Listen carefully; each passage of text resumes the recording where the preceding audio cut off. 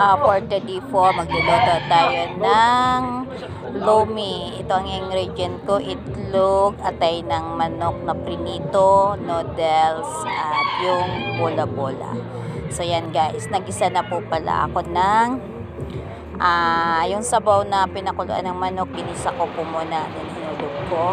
Tapos sinulog ko na po nung magkulo na siya, hinulog ko na yung noodles na ginawa ko po, sariling gawa ko po yung noodles niyan. Yan, hinulog ko na po siya para hinalo ko lang para yung lapot po is mag-make sure na may hindi siya. Yan.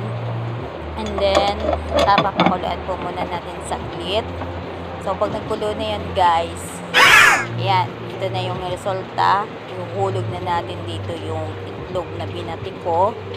Tapos, yan, haluin lang natin siya ng konti para ma-mix po yung itlog na maging creamy po doon sa ating noodles na pinakuluan natin.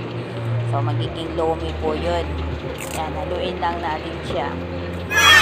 Guys, tapos after nga na makita na natin na luto na yung noodles, yun,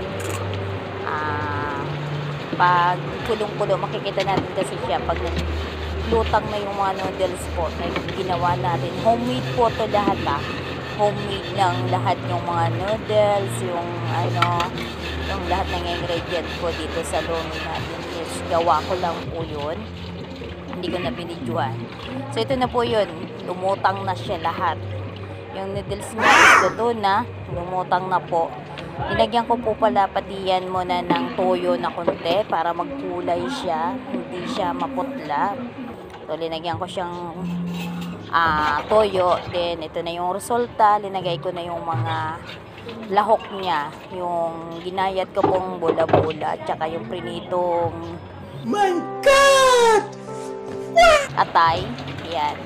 Ready to serve na po. Yan. Okay na. Kakain na tayo guys. Ito yung lomi for today. Tamang-tama sa tag-ulan. Kaya po kami nagluto ng lomi para mas masarap higupin yung sabaw dahil maulan po ngayon Sunday.